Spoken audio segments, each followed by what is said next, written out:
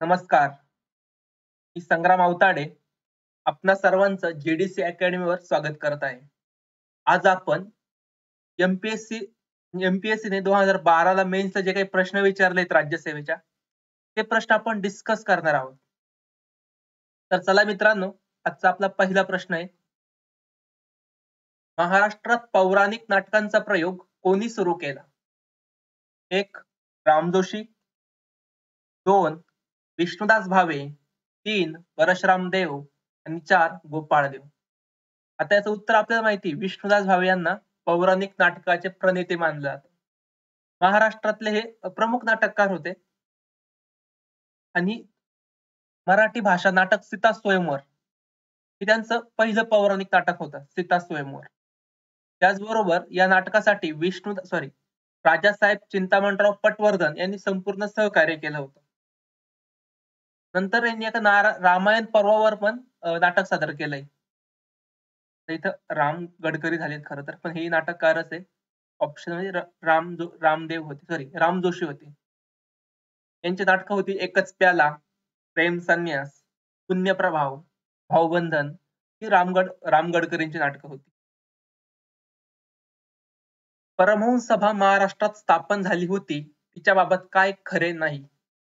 परमहंस सभा. एक, आता मी एक्सप्लेन करतो परमहंस सभा काय होती. तुम्हाला उत्तर आपोआप कळेल काय असेल. तर परमहंस सभेची स्थापना 1848 ला झाली होती. ते संस्थापक होते दादोबा पांडुरंग तर्खडकर. आता परमहंस सभेची उद्दिष्ट काय होती की सर्व माणसे सारखीत. त्याच्यात भेदभाव अजिबात नव्हता. ती एक गुपित संघटना होती, एक गुप्त संस्था होती. ते लोक एकत्रित यायचे आणि एक सहभोजन करायचे. प्रत्येक जण प्रत्येकाच्या घरून डब्बा आणायचा. तो प्रत्येक जाती धर्मातला होता. तो डब्बा सगळं आणलेलं भोजन सर्व एकत्र केलं जायचं. व प्रत्येकाला सारखं वाढलं जायचं. म्हणजे आम्ही कोणाच्याही घरचं खायला लाजत नाही किंवा आम्ही भेदभाव पाळत नाही, ही परमहंस सभेतली मंडळी दाखवायची. परंतु समाज मात्र खूप काय म्हणतो आपण, एकदम जातीपातीत बांधलेला होता. त्यामुळं त्यांना भीती वाटायची, आपण हे करतो हे जर समाजाला कळलं, तर आपल्याला समाजातून बरखास्त केलं जाईल. मग ते गुप्त भेटायचे. परंतु एक दिवस ही नावं फुटली. एका वर्तमानपत्रात ती छापून आली होती, ही मंडळी असं काही करता म्हणून. मग ती बरखास्तच झाली. आता बघा, तर पहिलं ऑप्शन काय होतं? सर्व माणसात कोणताही भेदभाव असता कामा नये असे ती मानायची. 100% बरोबर मी सांगितलं. ही एक गुप्त संस्था होती. ती गुप्त का होती? हेही मी सांगितलं. कारण समाज आपल्याला बहिष्कृत करेल की काय ही भीती परमहंस मंडळीला वाटायची. आता ख्रिश्चन समाजाचा तिच्यावर प्रभाव नव्हता, हे चूक आहे. कारण तिच्यावर प्रभाव होता. कारण भेदभाव करायचा नाही हे ख्रिश्चन धर्माचं तत्व आहे खरं तर. त्यामुळे तिच्यावर प्रभाव होता. होता पाहिजे होतं. आणि पुढचा प्रश्न, सभासदांची नावे फुटल्याबरोबर ती बरखास्त झाली. बरोबर आहे. आता खरं तर डेप्युटी कलेक्टर असले दादोबा कधी सभेला जात नसायचे. ते एक लेखपाठ धर्मविवेचन नावाचं एक पत्र पाठवायचे त्या सभेला आणि तो लेख तिथं वाचून दाखवला जायचा. ते जगद्वासी आर्य या नावाने लेखन करत असत. बघा हा गुप्त धार्मिक गट होता. 1849 ते 49 ला मुंबई येथे स्थापना झाली होती. नंतर त्यांचे बंधू होते आत्माराम पांडुरंग आणि दुर्गाराम मंछाराम मेहताजी झालं. कदास मंछाराम येथे त्यांनी मानव धर्म सभा पण स्थापन केली होती अगोदर 44 ला.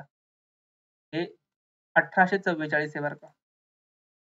त्या आता परमहंस नेतृत्व दादाजी करत होते. ते धर्मविवेचन करायचे मी सांगितलं.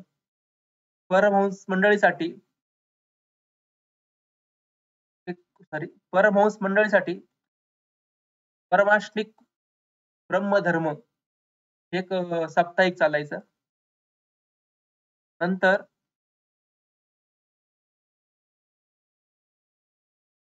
ही महाराष्ट्रातली पहिली सामाजिक धार्मिक संस्था होती. पहिली सामाजिक धार्मिक परमहंस मंडळी, परंतु पहिली राजकीय बॉम्बे असोसिएशन आहे. देवावर विश्वास होता. त्यांना जातीचे नियम मोडण्याचा रस होता. मी ती गोष्ट सांगितली. त्यांच्या सभेमध्ये खालच्या जातीतील लोक स्वयंपाक करायचे, हेही बरोबर आहे. म्हणजे स्वयंपाक घरूनच आणायचे शक्यतो. त्यामुळं स्वयंपाक म्हणजे आणायचे असं मी आणि मंडळाने महिलांचे शिक्षण आणि विधवा पुनर्विवाहाचे समर्थन केले. बरोबर आहे. आणि यात जगद्वासी आर्य नावाने दादोबा पांडुरंग एक लेख पाठवायचे. ते नाव खूप महत्वाचं आहे, जगद्वासी आर्य. प्रश्न, कॉर्नवालिसने प्रत्येक जिल्ह्याच्या आकारानुसार लहान विभाग करून प्रत्येक विभागावर कोणते हिंदुस्थानी अधिकारी नेमले? 1. मुलकी पाटील, 2. दरोगा, 3. जिल्हाधिकारी आणि 4. तलाठी. आता पाटील आणि कुलकर्णी हे दोन पद इंग्रज भारतात येण्या अगोदर खूप जुनी पद आहेत. छत्रपतींच्या काळात पण ही पद आपल्याला सापडतात. त्यामुळे हे काय कॉर्नवालिसचं श्रेय नव्हतं. तिसरा ऑप्शन आहे जिल्हाधिकारी. आता जिल्हाधिकारी पदाची नियुक्ती कुणी केली? माहिती आपल्याला वॉरेन हेस्टिंग. वॉरेन हेस्टिंगने पहिल्यांदा जिल्हाधिकारी पदाची नियुक्ती केली आणि न्याय आणि कर दोन्ही गोळा द्यायचं काम जिल्हाधिकाऱ्यावर सोपवलं होतं. न्याय आणि कर. नंतर कॉर्नवालिसने हे काम सेपरेट केले होते. कर आणि न्याय द्यायचं काम वेगळं केलं होतं. त्यामुळे त्याला कॉर्नवालिस कोड पण म्हणतात या पदाला. Cornwallis code. त्या कॉर्नवालिस कोड मध्ये काय केलं होतं, जिल्हाधिकाऱ्याचे अधिकार, न्यायिक अधिकार आणि महसुली अधिकार वेगळे केले होते. आता दुसरं दरोगा पद आहे ना, कॉर्नवालिसने नियुक्त केलंय.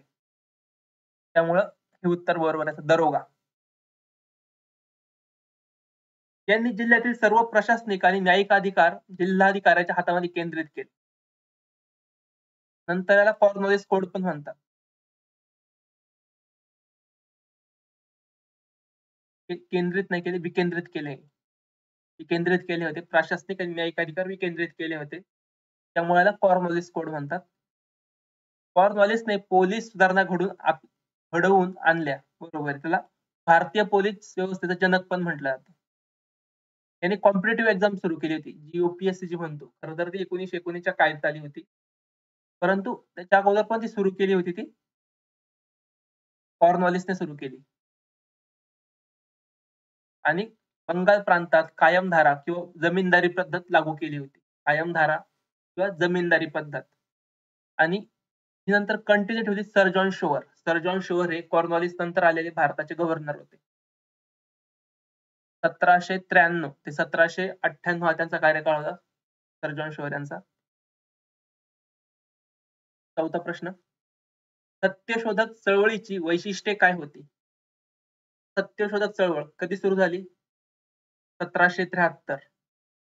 1873. कोणी केली? ज्योतिबा फुले यांनी. काय होता उद्देश? सर्व साक्ष जगतपथी तेथे नकोची मध्यस्थी. जसं आई वडिलांना भेटण्यासाठी कोणत्याही मध्यस्थीची गरज पडत नाही, तसं देवाकडे जाण्यासाठी कोणत्याही मध्यस्थीची गरज पडत नाही. ही सत्यशोधक चळवळीचं वैशिष्ट्य होतं. एक परिवर्तनवादी चळवळ होती, एक वर्गीय चळवळ होती, एक कृतिशील चळवळ होती. परंतु ही रिव्होल्युशनरी चळवळ नव्हती. एवढंच काय, ज्योतिबा फुलेंनी 1857च्या उठावालाही विरोध केला होता. ज्योतिबा फुलेंनी 1857च्या उठावाला विरोध केला होता. कारण ज्योतिबा फुले क्रांतिकारी नेते असले तरी क्रांतिकारी म्हणू शकतो, पण हे सामाजिक सुधारणाच्या दृष्टीने क्रांतिकारी होते. ही काय रिव्होल्युशनरी मुव्हमेंट नव्हती. त्यामुळे डी चुकीचं ठरेल. डी जर बघितलं तर हे ऑप्शन कटतं आणि 3 सांगितलेच नाही. अ, बरोबर आहे. उत्तर 3 आहे असं. सत्यशोधक चळवळ. अंबालहरी वर्तमानपत्र होतं एक. अंबालहरी वर्तमानपत्र हे सत्यशोधक चळवळीचं विचार पसरायचं काम करायचं. अंबालहरी. प्रश्न येऊन गेला या वर्तमानपत्रावर. असा प्रश्न होता, खालीलपैकी कोणतं वर्तमानपत्र सत्यशोधक चळवळीचं मुखपत्र होतं? अंबालहरी. पत्राच्या स्वातंत्र्यावर गदा आणणारा भारतीय भाषा वृत्तपत्र कायदा 1878 मध्ये कोणी मंजूर केला? आता हे जरी माहित नसतं आपल्याला कोणी मंजूर केला, पण इथं वर्ष दिलंय 1878. आता 1878 मध्ये गव्हर्नर कोण होता? लॉर्ड रिपनचा कार्यकाळ काय आहे? 1880 ते 1884. लॉर्ड कर्झनचा 1905 पर्यंत आहे. 1900 पासून 1905 पर्यंत. डफरीनचा 84 ते 89. 1884 ते 1889. म्हणजे 1878 या वर्षासोबत कर्झन, डफरीन आणि रिपन या तिघांचाही संबंध लागत नाही. मग 1878च्या काळात आपल्याला माहिती लॉर्ड लिटन हा गव्हर्नर होता आणि व्हर्नॅक्युलर प्रेस ऍक्ट हा त्यानेच लागू केला होता. भारतीय भाषात असलेल्या वर्तमानपत्रांनी काही जे काही प्रकाशित करायचं हे सगळं लिटन म्हणजे ते का न्यूज एक अधिकारी नेमणार होते ते. तर त्याला दाखवून ते प्रकाशित करायचं होतं. आता भारतीय भाषांसाठीच का? कारण त्या काळात भारतीय भाषेतील वर्तमानपत्रे जागृती करायचं काम सुरू करत होते. आणि इंग्रजी भाषेत ते लावलं नाही. कारण त्या काळात भारतातली खूप सारी जनता इंग्लिश भाषा जाणतच नव्हती. त्यामुळे इंग्रजी भाषेला लावायचा काही संबंधच नव्हता. म्हणजे लिटनला फक्त एका प्रकारे भारतात होत असलेली क्रांती दाबायची होती किंवा जे काही जागृती होत होती समाजात ती होऊ द्यायची नव्हती. या कारणामुळे त्याने भारतीय वृत्तपत्र कायदा संमत केला होता. परंतु एक शिरीष कुमार घोष हे बंगालचे होते. यांनी एका रात्रीतनं त्यांचं जे अमृत बाजार पत्रिका भारतीय भाषेतलं वर्तमानपत्र जे होतं, ते एका रात्रीत इंग्लिशमध्ये कन्व्हर्ट केलं होतं. त्याचे संपादक लक्षात ठेवा, शिरीष कुमार घोष आणि मोतीलाल घोष. आता लॉर्ड लिटन याला ओवेन मेरिडिया म्हटलं जातं. खूप महत्वाचं नाव आहे ते. Owen meridia. ओवेन मेरिडिया म्हणजे ते खूप विख्यात कवी, कादंबरीकार आणि लेखक होता. भारतात जो काही गव्हर्नर आले त्यातला फक्त एक उत्कृष्ट लेखक जो होता तो लॉर्ड लिटन होता. लॉर्ड लिटनच्या काळात पहिल्यांदाच दुष्काळ आयोग नेमला गेला. दुष्काळ नाही पडला पहिल्यांदा, पण पहिल्यांदा दुष्काळ आयोग नेमला गेला. अगोदर खूप सारे दुष्काळ पडलेले आहेत. नंतर रॉयल टायटल अधिनियम 1876 मंजूर केला आणि व्हिक्टोरिया राणीला कैसर-ए-हिंद बहाल केला. कैसर-ए-हिंद. आता ज्यावेळेस लॉर्ड लिटनने तो काही दरबार भरवला होता कैसर-ए-हिंद देण्यासाठी, त्या दरबारात 2 भारतीय उपस्थित होते. भारतीय खूप जास्त असू शकतात माहीत नाही मला. पण 2 महाराष्ट्रीयन व्यक्ती उपस्थित होते हे महत्वाचं. आपल्या महाराष्ट्राच्या दृष्टीनं 2 महाराष्ट्राच्या व्यक्ती उपस्थित होत्या. एक होते ज्योतिबा फुले आणि दुसरे होते ग. जोशी. आता यांचं वैशिष्ट्य काय? कारण त्या सभेसाठी किंवा त्या दरबारात जाण्यासाठी एक ड्रेस कोड नियुक्त केला होता, की हा ड्रेस कोड घालून यायचं. परंतु ज्योतिबा फुले आपण जे फोटोत बघतो त्या वेशात गेले होते आणि ग. जोशी पुणेरी पगडीत गेले होते. एकदम पुणेकर. म्हणजे आमचं शोषण कसं होतंय किंवा ओरिजिनल भारतीय काय आहे? हे त्या राणीला कळण्यासाठी ज्योतिबा फुले आणि ग. जोशी हे भारतीय वेशभूषेत त्या दरबारात गेले होते. ग. जोशी यांनाच आपण सार्वजनिक काका म्हणतो. सार्वजनिक काका.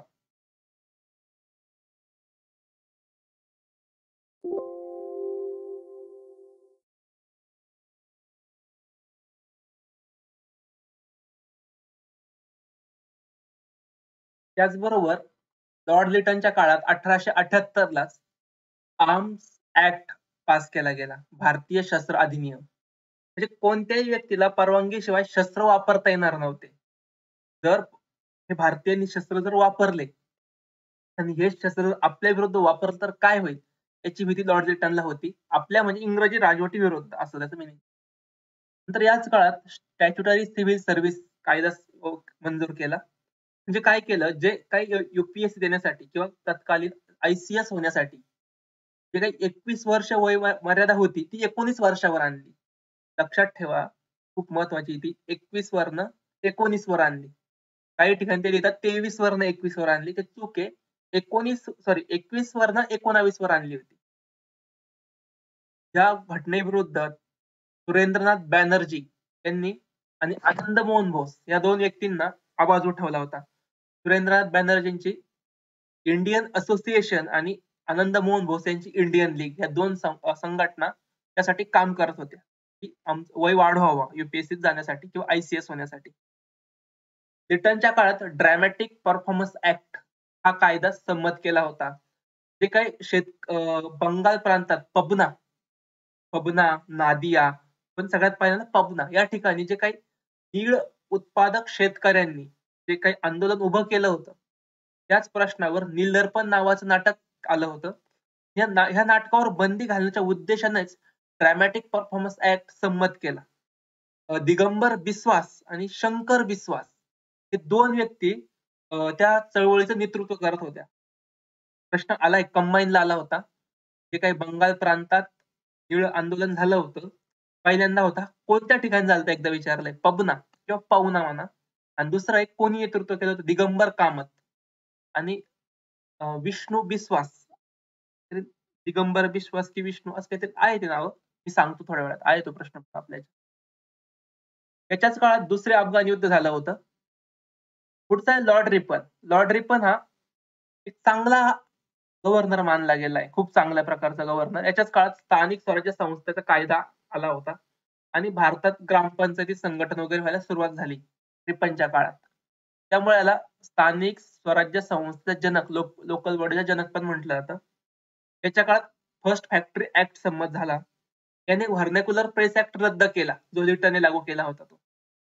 2 व्यक्ती अशा होत्या की ज्यांनी वर्तमानपत्रावरील बंधनं काढून टाकलेत. लॉर्ड रिपन फर्स्ट आणि दुसरा ज्याला वर्तमानपत्राचं मुक्तिदाता म्हटलं जातं. भारतीय वर्तमानपत्रांचा मुक्तिदाता लॉर्ड मेटकाप. लॉर्ड मेटकाप नाव लक्षात ठेवा, खूप महत्वाचं नाव आहे ते. Lord Metcalf. आता लॉर्ड डफरिन तिसरा ऑप्शन होता आपला. डफरिनच्या काळात तिसरं बर्मा युद्ध झालं होतं. भारतीय राष्ट्रीय काँग्रेसची स्थापना झाली डफरिनच्या काळात आणि शासकीय कर्मचाऱ्यावर राष्ट्रीय काँग्रेसशी संबंध ठेवण्यास बंदी घातली. खरं तर हे याने घातली, पण जे आपण आला ना जर प्रश्न कधी की बंदी कोणी घातली, आणि त्यात जर कर्जन ऑप्शन असेल ना, कर्जन निवडायचा. याने खूप स्ट्रिक्टली घातली होती. याने काही अगोदर म्हणजे अगोदर तर ना याने अलाउड केलं होतं काँग्रेस स्थापन करायला. एवढंच काय, जे दुसरं अधिवेशन झालं होतं अलाहाबाद कोलकात्याला, दादाभाई नौरोजी त्याचे अध्यक्ष होते. त्यावेळेस एक गार्डन पार्टी पण दिली होती.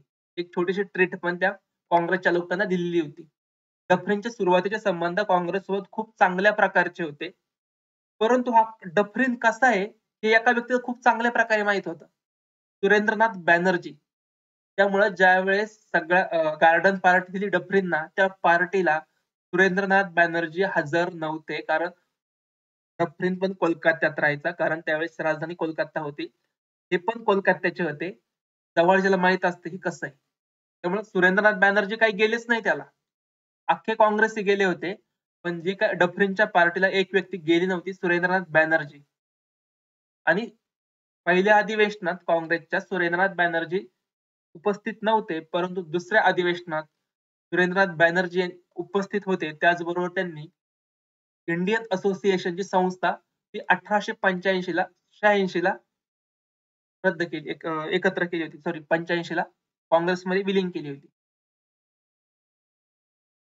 पुढचा आहे लॉर्ड कर्झन. 1899 ते 1905. सर्वात जास्त कमिशन याच्या काळात आले असतील भारतात. आणि भारतात येण्यापूर्वी भारताची सर्वाधिक माहिती असलेला गव्हर्नर लॉर्ड कर्झन होता. म्हणजे जे काही अगोदर गव्हर्नर आले त्यांना काही भारताची एवढी माहिती नव्हती. परंतु कर्झनला भारतात येण्या अगोदर भारताची इत्थंभूत माहिती होती. लॉर्ड कर्झनला. लॉर्ड कर्झनला लोकमान्य टिळकांनी औरंगजेब म्हटलंय. एवढंच काय, कृष्णाजी खाडिलकर यांनी किचकवध नावाचं नाटक लिहिलं होतं. आणि त्या किचकवध नाटकात किचकच्या भूमिकेत म्हणजे कर्झन असं अभिप्रेत धरलं होतं आणि भीमाच्या भूमिकेत आपले लोकमान्य टिळक असं ते गृहीत धरलं होतं. किचकवध नावाचं नाटक लॉर्ड कर्झनवरच आलं होतं. आता लॉर्ड कर्झनचं अजून एक महत्वाचं स्टेटमेंट आहे, ते खूप महत्वाचं आहे. काँग्रेसच्या बाबतीतच आहे. मृत्यूशयेला टेकलेल्या काँग्रेसचं सन्मानपूर्वक दहन करणं हे माझं अंतिम उद्दिष्ट आहे. मराठीतलं ट्रान्सलेशन सांगतो मी. मृत्यूशयेला टेकलेल्या काँग्रेसचं सन्मानपूर्वक दहन करणं हे माझं अंतिम उद्दिष्ट आहे. लॉर्ड कर्झनचं स्टेटमेंट होतं. आणि डफरीनचं पण एक स्टेटमेंट होतं काँग्रेसच्या बाबतीत. मायक्रोस्कोपिक मायनॉरिटी म्हणजे सूक्ष्मातील सूक्ष्म म्हणजे काँग्रेस, असं त्यांनी वर्णन केलं होतं काँग्रेसचं. सूक्ष्मातील सूक्ष्म हे डफरीनचं वर्णन आहे. आणि मी जे काही पहिल्यांदा सांगितलं ते कर्झनचं वर्णन होतं. अजून लॉर्ड कर्झनचं म्हणजे त्याची इच्छा काय होती? कलकत्त्याचं महापौर व्हायचं होतं. कलकत्ता महानगरपालिकेचं महापौर व्हायचं ही लॉर्ड कर्झनची इच्छा होती. त्याच्या काळात पोलीस कमिशन नेमलं होतं अँड्र्यू फ्रेजरच्या अध्यक्षतेखाली. आणि ह्याच अँड्र्यू फ्रेजरने बंगालच्या फाळणीची संकल्पना मांडली. विद्यापीठ आयोगाची स्थापना झाली थॉमस रॅले यांच्या अध्यक्षतेखाली. खूप महत्वाचं आहे, कंबाईनला एकदा विचारला होता. थॉमस रॅले आयोग कशाच्या संदर्भात आहे? शिक्षणाच्या संदर्भात आहे. या आधारावरच भारतीय विद्यापीठ कायदा संमत झाला 1904 साली. नंतर सहकारी संस्था कायदा कर्झनच्या काळात पास झाला होता. प्राचीन स्मारक कायदा कर्झनच्या काळात पास झाला होता. रेल्वे बोर्डाची स्थापना कर्झनच्या काळात झाली होती. पुढचा प्रश्न. इसवी सन 1800 मध्ये कोणी हिंदी लोकांसाठी कलकत्ता येथे फोर्ट विल्यम महाविद्यालयाची स्थापना केली? एक, लॉर्ड मेकॉले. दोन, लॉर्ड बेंटिक. तीन, लॉर्ड वेलस्ली. आणि चार, लॉर्ड डलहौसी. आता मी मागच्या हा प्रश्न बघत असताना एक रेफरन्स दाखवला होता तुम्हाला. कशाचा? 1878 साली गव्हर्नर कोण होता? तर बरोबर लिटन सापडला होता आपल्याला. या रिपनचा कार्यकाळ 1880 ते 1884 होता. लिटनचा कार्यकाळ 76 ते 80 होता. कर्झनचा कार्यकाळ 1899 ते 1905 पर्यंत होता. डफरीनचा कार्यकाळ हा 84 ते 89 होता. आता विचार करा इथं काय विचारलं त्यांनी, सीधं पण वर्ष बघा ना, 1800. 1800 म्हटल्यावर कोण असणार आहे? आता डलहौसी तर आपल्याला माहिती 46च्या आसपास तो होता. संस्थानं खालसा करणारा. लॉर्ड बेंटिंक आपल्याला माहिती सतीचा कायदा पास करणारा लॉर्ड बेंटिंक कधी होता? 1829 ते 35च्या काळात तो होता. लॉर्ड वेलस्ली मात्र 1898 ते 1798 ते 1805-6 पर्यंत काहीतरी वेलस्ली होता. आणि मेकॉले तर गव्हर्नरच नव्हता. त्यामुळं इथं वर्ष जरी प्रॉपर बघितली तर आपल्याला उत्तर कळणार आहे वेलस्ली. परंतु फोर्ट विल्यम विद्यालयाची स्थापना का झाली होती? कारण हिंदी लोकांना शिक्षणाचं ट्रेनिंग द्यायचं होतं. युपीएससी 2020 ला आलेला प्रश्न सेम कॉपी हाच प्रश्न युपीएससी ला विचारलाय यंदा 2020 ला. प्रश्न असा होता, फोर्ट विल्यम महाविद्यालयाची स्थापना कशासाठी झाली होती? तर स्पष्ट लिहिलंय, हिंदी लोकांसाठी प्रश्न फिरून विचारला होता. त्यामुळे युपीएससीचे प्रश्न, एमपीएससीचे प्रश्न आणि कंबाईनचे प्रश्न काही डिफरन्स नाही इथे असा. काहीच नाही. एवढंच काय, आता युपीएससीत गोपाळभाऊ वलंगकर यांचं एक बुक आहे, विटाळ विध्वंस. त्यावरही प्रश्न टाकला होता. म्हणजे एवढ्या छोट्या बिटवर पण युपीएससी प्रश्न विचारते. आणि त्या प्रश्नावर एकदा कंबाईनला 2दा प्रश्न आलाय. SI मध्ये तो प्रश्न डबल झालाय. विटाळ विध्वंसक पुस्तक कोणी लिहिलं? ते गोपाळभाऊ वलंगकर. आता इथं उत्तर काय होतं याचं? वेलस्ली. आपण आता एक गव्हर्नर बघू. Lord Dalhousie. डलहौसीचा कार्यकाळ आहे 1848 ते 1856. याचा आपल्याला माहिती, दत्तक वारसा नामंजूर करू नये, संस्थानं खालसा केले. याचं हे धोरणच होतं. दत्तक वारसा नामंजूर करून याने संस्थानं खालसा केले होते. पहिलं केलं होतं सातारा. सगळ्यात महत्वाचं आहे, सातारा हे पहिलं संस्थान होतं, ज्यामुळं ते दत्तकमुळं लॅप्स झालं होतं. नंतर याने ब्रह्मदेश भारतात विलीन केला. त्याचबरोबर संपूर्ण पंजाब ब्रिटिशमध्ये विलीन केला होता. दलीप सिंग आणि त्यांची आई जिंदन कौर यांना पराभूत करून डलहौसीनं पंजाब जिंकलेलं आहे. त्याचबरोबर शिमला येथे उन्हाळी राजधानी नेली. शिमला हे खूप महत्वाचं लक्षात ठेवा. याच्यावर प्रश्न येऊन गेलाय. कारण इंग्रज एकदम थंड प्रदेशात यायचे आणि उन्हाळ्यात ते कोलकात्यात दम नव्हते धरत, कारण खूप गरमीचा प्रदेश आहे कोलकाता उन्हाळ्यातला. त्यामुळे ते थंड हवेचं ठिकाण शिमल्याला उन्हाळी राजधानी आणली होती. उन्हाळी आणली होती. बघा, उन्हाळी शब्द. नंतर सैन्याचं मुख्यालयाची स्थापना केली होती शिमल्याला. नंतर मेरठला पण एक तळ नेला होता त्यांनी सैन्याचा. मेरठला, हे पण लक्षात ठेवा, मेरठ. याच्या काळात विश्वविद्यालयाची स्थापना झाली आहे. रुरकी इंजिनिअरिंग कॉलेज हे पण स्थापन झालं डलहौसीच्या काळात. आणि मुंबई ठाणे या दरम्यान पहिल्यांदा रेल्वे धावली. मुंबई व ठाणे, ठाणे बोरीबंदर हे ठिकाणी 14 डब्याची रेल्वे होती. त्यातले 14 लोक ते रेल्वेत होते. त्यातले सगळ्यात महत्वाची व्यक्ती माहिती आहे आपल्याला, जगन्नाथ शंकर शेठ. हे त्या रेल्वेत बसलेले पहिले प्रवासी होते. प्रत्येकासाठी सोन्याचा पास अलाउड केला होता. त्याचबरोबर ते म्हणजे 3 इंजिन त्या रेल्वेला होते. 3 इंजिन. एक साहेब, हिंद आणि सुलतान. हे 3 इंजिन त्या रेल्वेला होती.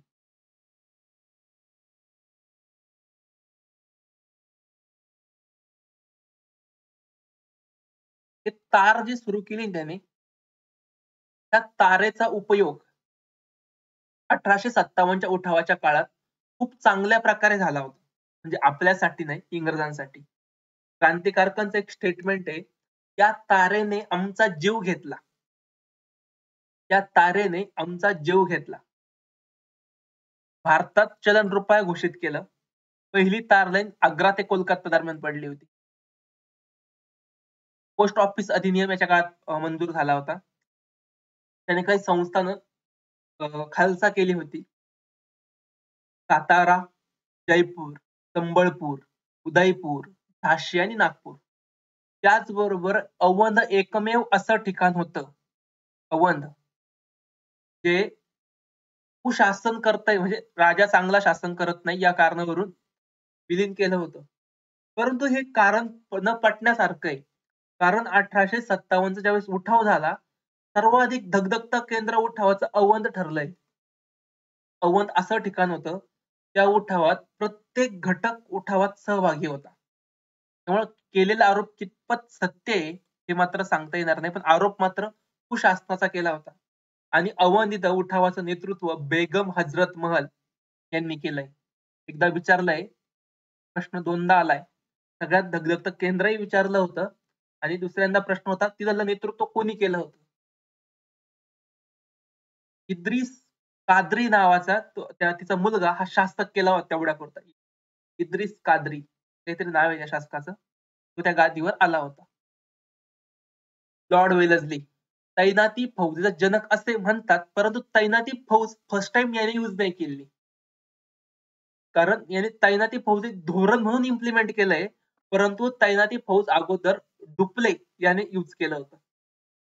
खरं तर म्हणजे तैनाती फौजचा फाउंडर हा डुप्ले, पण याने धोरण म्हणून अंमलबजावणी केली होती वेलस्लीनं.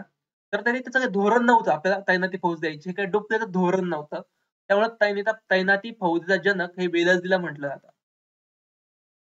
त्याच्या काळात चौथं अंग्ल-म्हैसूर युद्ध झालं होतं आणि टिपूचा मृत्यू झाला होता याच्यात. त्याने कलकत्ता या ठिकाणी संधी सेवेतील अधिकाऱ्यांना प्रशिक्षण देण्यासाठी फोर्ट विल्यम कॉलेजची स्थापना केली होती. त्याला बंगालचा शेर सुद्धा म्हटलं गेलंय. पुढचं आहे लॉर्ड विल्यम बेंटिक. त्याचा कार्यकाळ आहे 1828 ते 1833 आणि 1833 ते 1835. हे 2 कार्यकाळ आहे त्याचे. खूप महत्वाचे आहे ते. 1828 ते 1833 पर्यंत तो बंगालचा गव्हर्नर जनरल होता. सगळ्यात आयएमपी नोट. 1828 ते 1833 पर्यंत विल्यम बेंटिक हा बंगालचा गव्हर्नर जनरल होता. तर 1833 ते 1835 या काळात विल्यम बेंटिक हा भारताचा गव्हर्नर जनरल होता. त्याची प्रमोशन झाली इथं. प्रमोशन म्हणजे का झाली? कारण 1833 साली जो काही नदी कायदा आला किंवा चार्टर्ड ऍक्ट आला, त्यानंतर त्याला भारताचा गव्हर्नर केलं. कारण 1833 पर्यंत खूप म्हणजे फर्स्ट टाइम कायदा कधी आला? 73 ला, नंतर 93 ला, नंतर 13 ला. परंतु 1813 नंतर काही संस्थानं इंग्रजांनी जिंकली. त्यातलं सगळ्यात मोठं संस्थान होतं मराठ्यांचं. जवळपास 28 लाख चौरस किलोमीटर क्षेत्रफळावर राज्य करणारा मराठा संघ हा इंग्रजमध्ये विलीन झाला होता. आता विचार करा, 28 लाख चौरस किलोमीटर क्षेत्रफळ हे भारताचं आहे आज. थोडं 32 लाख, परंतु त्यावेळेस भारत विचार केला तर हा पाकिस्तान आणि बांगलादेश इन्क्लूड होता. पाकिस्तान प्लस बांगला. म्हणजे जवळपास किती क्षेत्रफळावर मराठ्यांचं राज्य होतं? 28 लाख. मग आता त्यामुळं ते 1833 मध्ये ते नाव बदलायची गरज पडली. बंगालचा गव्हर्नर जनरल हे नाव बदलायची गरज पडली. कारण 1818 ला मराठा विलीन झालं होतं ना. नंतर कोणताही कायदा झाला नाही मध्ये. तो डायरेक्ट 1833 ला आला. म्हणून भारताचा गव्हर्नर जनरल हे त्याने मंजूर केलं होतं. याच्या काळात सतीबंदी प्रथा कायदा मंजूर केलाय. सतीबंदी प्रथा. सतीबंदी प्रथा प्रथा ही बंद करण्यासाठी बंगाल प्रांतातले राजा राममोहन रॉय या व्यक्तीचा खूप मोठा सपोर्ट केलाय. ते राजा वेगळे आहे बरं का. राममोहन एक आहे आणि रॉय पण वेगळं आहे. कारण त्यांचं नाव फक्त राममोहन एवढंच होतं. पण राजा ही अकबर सेकंडने दिलेली पदवी होती. नंतर फर्स्ट टाइम हा सतीबंदी कायदा पहिल्यांदा जो तो लागला फक्त बंगाल प्रांतापुरताच होता. नंतर 1800 म्हणजे नंतर एका वर्षाने तो भारतासाठी लागू केला. परत एकदा रिपीट करतो मी. सतीबंदी कायदा हा पहिल्यांदा फक्त बंगाल प्रांतापुरताच मर्यादित होता. नंतर एका वर्षाने तो संपूर्ण भारतासाठी लागू केला. प्रश्न यावरही आलाय. वाक्य असं होतं, 1829 मध्ये संपूर्ण भारतात सतीबंदी कायदा लागू केला. विल्यम बेंटिकच्या काळात. अगदी चूक ठरत होतं, कारण 1829 साली फक्त आणि बंगाल प्रांतातच लागू केला आणि 1830 ला संपूर्ण भारतात लागू केला. नंतर नरबळी प्रथा रद्द केली. आज पण आपल्याकडे सापडतंय, कोणत्याही बिल्डिंग किंवा काहीतरी मोठ्या कामाचं उद्घाटन असेल, तर नरबळी दिला जातो किंवा एखाद्या पैशासाठी नरबळी दिला जातो. ही प्रथा त्यांनी बंद केली. तरी पण अगदी क्वचित प्रमाणात आजही ह्या घटना सापडतात आपल्याला. नंतर मुलींच्या हत्यावर बंदी घातली. राजपूत लोकांमध्ये मुलगी जर झाली, तर बाबा तिला सांभाळायचं, लग्न करायचं, पैसा या गोष्टीमुळे मुलीची हत्या केली जायची. यावर बंदी घातली. नंतर ठगांचा बंदोबस्त केला. ठग म्हणजे दरोडेखोरांचा. हा बंगालचा शेवटचा गव्हर्नर जनरल होता. सगळ्यात IMP नोट्स येईल. लक्षात घ्या. हा बंगालचा सगळ्यात शेवटचा गव्हर्नर जनरल होता. तर भारताचा पहिला गव्हर्नर जनरल होता. कारण 1833 च्या कायद्यानं बंगालच्या गव्हर्नर जनरलचं नाव बदलून भारताचा गव्हर्नर जनरल असं केलं होतं. नंतर याने भेदभाव कमी केलेत. 1835 ला मेडिकल कॉलेजची स्थापना केली. आता याच्याच काळात लॉ कमिशन फर्स्ट टाइम आलं होतं. Law commission. लॉ कमिशनचा लॉ मेंबर होता लॉर्ड मेकॉले. लॉर्ड मेकॉले हा लॉ मेंबर होता. आणि लॉर्ड मेकॉले जे IPC बनवलंय आपलं इंडियन पिनल कोड, याचा जनक पण लॉर्ड मेकॉले हाच आहे.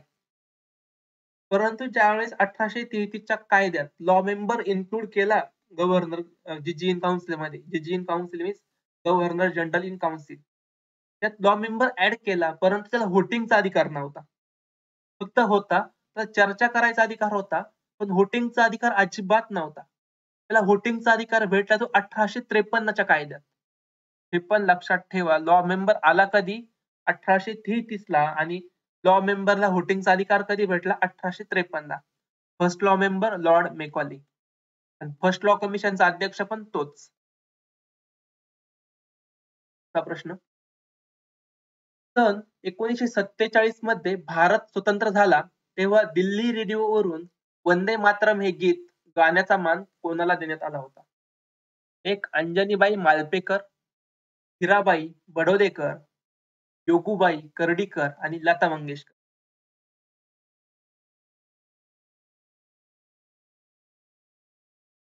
आता 1847 जर बघितला, तर आपण लता मंगेशकर यांचं नाव काठ मारू शकतो.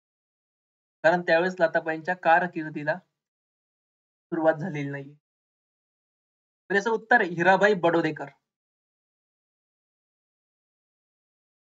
हिराबाई बडोदेकर ह्या मैफिलीत गायलेल्या पहिल्या भारतीय गायिका होत्या. ज्यावेळेस देश स्वतंत्र झाला, त्यावेळेस त्यांना लाल किल्ल्यावर खास आमंत्रित केले गेले. त्यांनी वंदे मातरम हे गीत गायले. त्यांना बरीच पदकं भेटली होती. जगद्गुरु शंकराचार्य यांनी आता गान सरस्वती म्हटलं होतं. सरोजिनी नायडू यांनी गान कोकिळा म्हटलंय. गान कोकिळा. 1855 मध्ये त्याला संगीत अकादमीचा पद्मभूषण पुरस्कार आणि 1970 ला पद्मभूषण हे 2 पुरस्कार दिले होते. पुढचा प्रश्न. ICS प्राप्त करून देखील सुभाषचंद्र बोस यांनी त्या नोकरीकडे पाठ का फिरवली? सुभाषचंद्र बोस आपल्याला माहिती. एक, त्यांना स्वातंत्र्य आंदोलनात उडी घ्यायची होती. 2, ब्रिटिशांची नोकरी करणे त्यांना आवडले नाही. 3, त्यांना इंग्लंडच्या सिंहासनाशी एकनिष्ठतेची शपथ घ्यायला सांगितले गेले. 4, त्यांना इंग्रजांची सत्ता मान्य नव्हती. आता तर आपल्याला माहिती, त्यांना एकनिष्ठतेची शपथ घ्यायला लावली होती आणि ती शपथ त्यांनी घेतली नाही. या कारणामुळे त्यांनी राजीनामा दिला होता. तर 3 आहे. नंतर राजीनामा दिला. नंतर ते असहकार चळवळीत पहिल्यांदा सहभागी झाले. असहकार चळवळ. अगोदर ते कलकत्त्याचे CO झाले. ज्यावेळेस CR दास हे कलकत्त्याचे महापौर होते, त्यावेळेस सुभाषचंद्र बोस हे चीफ एक्झिक्युटिव्ह ऑफिसर होते. कारण त्यांची नियुक्ती CR दास यांनीच केली. नंतर नितीन सेनगुप्ता हे कलकत्त्याचे महापौर झाले आणि त्यानंतर सुभाषचंद्र बोस हे कलकत्त्याचे महापौर झालेले आहेत, आपल्याला माहिती आहे. जितीन सेनगुप्ता कोण? हे एक बंगाली युवक होते. इंग्लंडमध्ये गेले. एका स्त्रीसोबत त्यांना प्रेम झालं. तिच्यासोबत लग्न केलं. ती भारतात आली. नंतर यांची लवकरच डेथ झाली आणि जवळपास 1932 साली जितीन सेनगुप्ता यांची डेथ झाली. खूप लवकर झाली आणि 1932 साली 33 ला काँग्रेसचे अध्यक्ष नियुक्त झाले मदन मोहन मालवीय. परंतु मदन मोहन मालवीयांना त्या अधिवेशनात येता आलं नाही. अधिवेशन कसं तरी पार पाडायचं होतं. त्यावेळेस ती स्त्री जी इंग्लंडवरून यांच्यासोबत आली होती त्यांची पत्नी दिल्ली सेनगुप्ता यांनी काँग्रेसचं अध्यक्षपद घेतलंय. त्या खऱ्या इंग्रजी होत्या. जितीन सेनगुप्ता यांच्या त्या पत्नी होत्या. की खूप नंतर स्वातंत्र्यपूर्वी काळात 3 स्त्रियांनी काँग्रेसचं अध्यक्षपद भूषवलंय. त्यातल्या त्या जितीन सेनगुप्ता यांची एक पत्नी, नंतर अॅनी बेझंट आणि सरोजिनी नायडू. चा प्रश्न ब्रिटिश सरकारने जमीन महसूल पद्धतीत कोणते बदल केले? जमीन महसूल पद्धतीवर प्रश्न विचारलाय. अ. ब्रिटिशांनी जमिनीची मोजणी करून जमीन जमीन महसूल निश्चित केला. बरोबर आहे. जमीन महसूल त्यांनी निश्चित केला. कायमधारा पद्धत त्यांनी लागू केली. नंतर रयतवारी लावलेली, महालवारी लावलेली, मौजेवारी लावलेली. ब्रिटिशांनी शेतकऱ्यांना जमीन महसूल रोखीने भरणे सक्तीचे केले. हेही बरोबर आहे. वेळेत जमीन महसूल न भरणाऱ्या शेतकऱ्यांना जमिनी ताब्यात घेण्याचा कायदा केला. हेही बरोबर आहे. सूर्यास्ताचा नियम लागू केला होता कर भरण्यासाठी. या दिवसाच्या सूर्यास्तापर्यंत तारीख किती? 30 तारीख आहे. 25 तारखेपर्यंत पे करा असं सांगितलं तर 25 तारखेच्या सूर्यास्तापर्यंत कर पे करायचा असं असतं ते. तर सूर्यास्ताचा नियम म्हटलं जातं. आणि सर्व शेतकऱ्यांनी जमीन महसूल वेळेत भरणे आवश्यक केले होते. तर सर्व येणार आहे त्याचा. प्रश्न 26 जुलै 1962 ला इंग्लंडच्या राणीने दिलेल्या परवानगीनुसार देशात खालीलपैकी कोणते उच्च न्यायालय सुरू झाले नाही? तर प्रश्न प्रश्न भारीच आहे, काही विषय नाही. परंतु विचारताना थोडासा चुकल्यासारखा झालाय. कारण 1962च्या परवानगीने 4ही न्यायालयांची स्थापना झाली. 1961 चा जो अधिनियम होता आणि 1900 बोलतोय मी. 1861च्या अधिनियमाने त्या 4ही उच्च न्यायालयांची स्थापना झाली. परंतु 1862 ला 3 उच्च न्यायालय स्थापन झाले होते. जानेवारीत कोलकात्याला, जुलैमध्ये मुंबईला, सप्टेंबरमध्ये मद्रासला. अलाहाबाद उच्च न्यायालयाची स्थापना ही 1861च्याच कायद्याने झाली. हे तीनही सगळेच 1861च्या कायद्याने स्थापन झाले. मुंबई, अलाहाबाद, कोलकाता, मद्रास. परंतु अलाहाबाद मात्र 1866 ला झालं. त्यामुळे थोडं वेगळं उत्तर अलाहाबाद आहे याचं. अगोदर मुंबई, कोलकाता आणि मद्रास हे सुप्रीम कोर्ट होते. मुंबई, कोलकाता आणि मद्रास हे सुप्रीम कोर्ट होते. 1861च्या अधिनियमाने हे हायकोर्ट झाले. आपल्याला माहिती पहिल्यांदा सुप्रीम कोर्ट कधी आलं? 1773च्या रेग्युलेटिंग ऍक्टने. कुठं आलं? कोलकात्यात आलं. कोलकात्यात कुठं? फोर्ट विल्यम या ठिकाणी. नंतर तिथं न्यायाधीश कोण होते? एलिझा इम्पे हे फर्स्ट न्यायाधीश होते. Eliza Impey.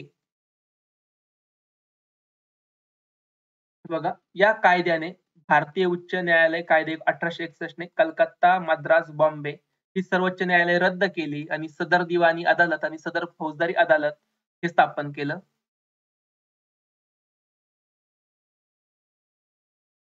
पुढचा प्रश्न 11.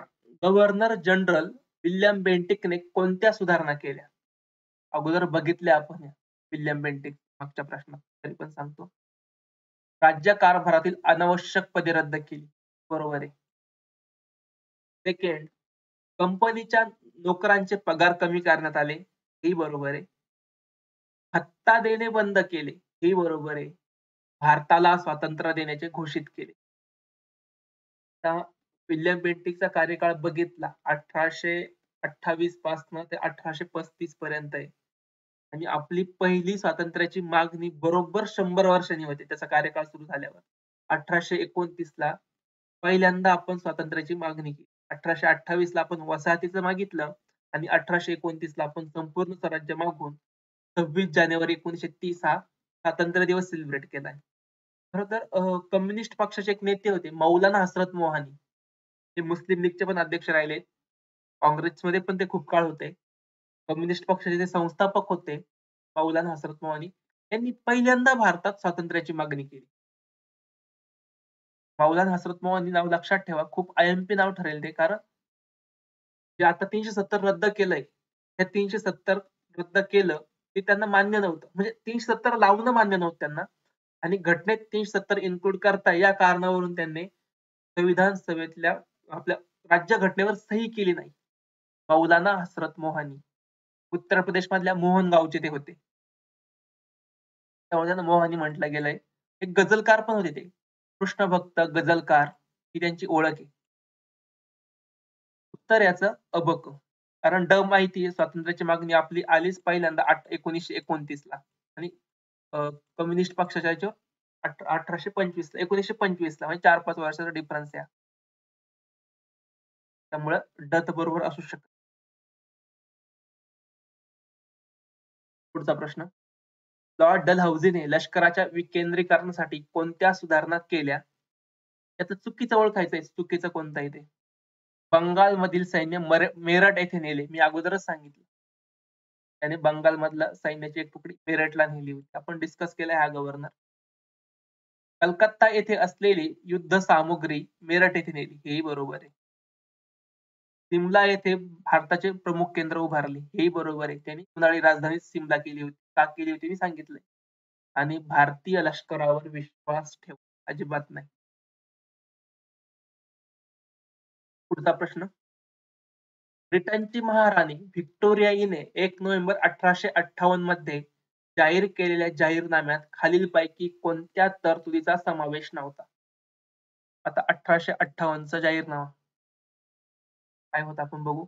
आता हा ऑप्शन बघण्या अगोदर हा जाहीरनामा काय होता ते सांगतो. उठाव जस्ट संपला होता 1857 चा उठाव. परंतु उठाव का झाला होता? त्याचा जर विचार केला आपण तर इंग्रजांनी आपल्या भारतात सामाजिक, आर्थिक, राजकीय आणि सांस्कृतिक या चारही गोष्टीत हस्तक्षेप केला होता.